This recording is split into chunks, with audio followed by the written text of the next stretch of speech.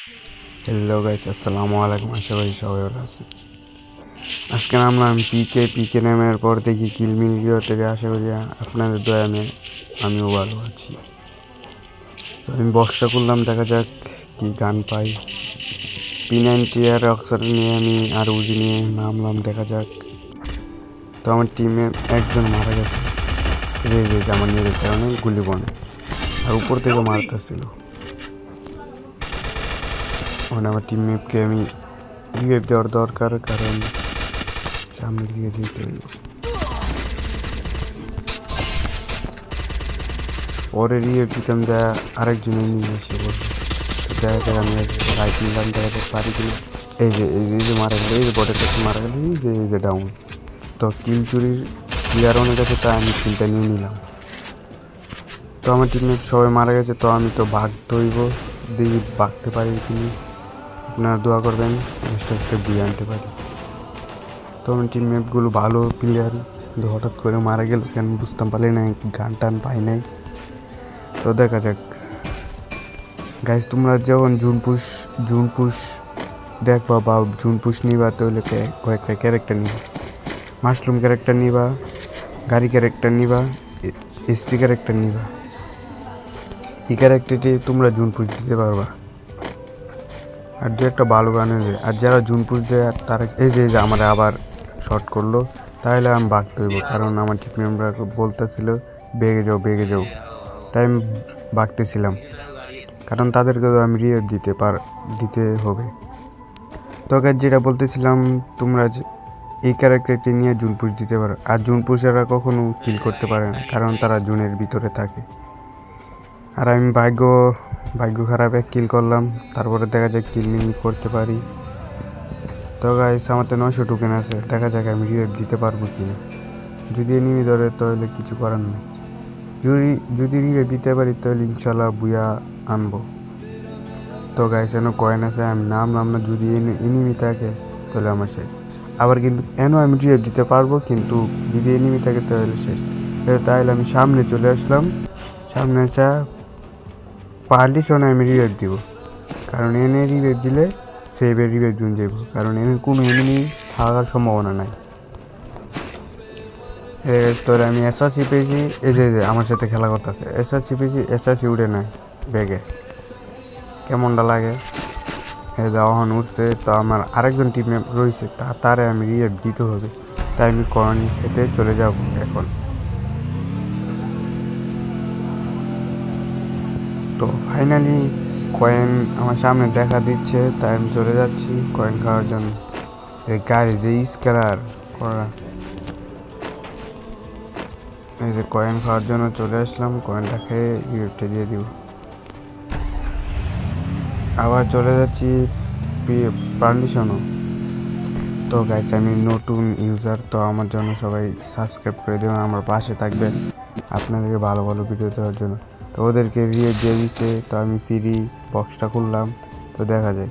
তো আমার zone push শুরু হলো, দেখা যাক আমি 4টা না নাকি 4টা মিডি নিয়ে কি থাকতে পারি, আর 2টা মাশরুম নিয়ে থাকতে পারি, দেখা যাক।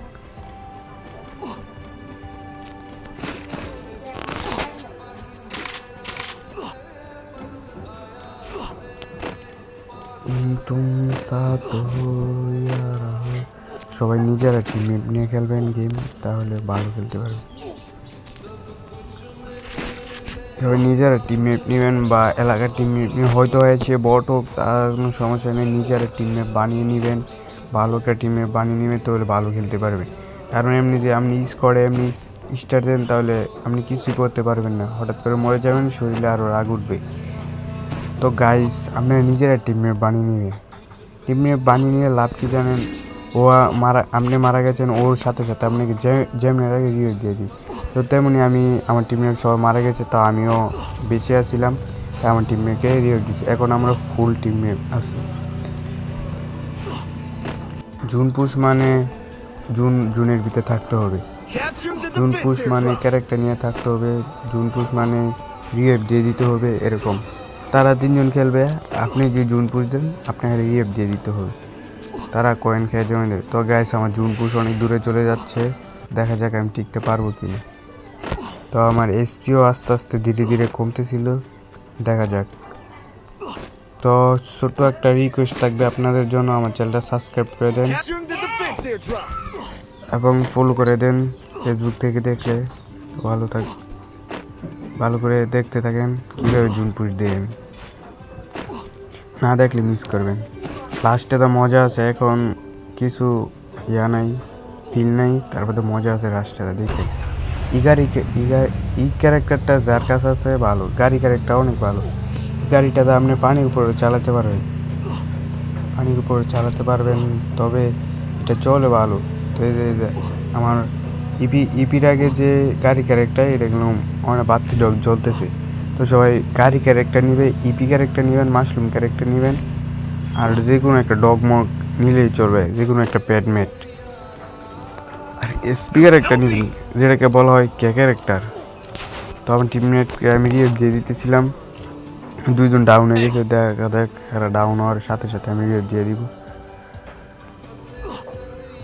ও গাইস অনেক দূরে চলে এসে। তো আমার আপুটা মেসেজ দিছে তুমি ফুল, আমি করলি কি জানি একটা বললো, তো সমস্যা নেই। তো আমি ওদেরকে রিয়েভ দিয়ে দিলাম, চলে যাবো এখন। তো গাইস এখন তো অনেক দূরে চলে গেছে, আমার কাছে আছে মাত্র 2টা মেডি, দেখা যাক আমি যেতে পারবো।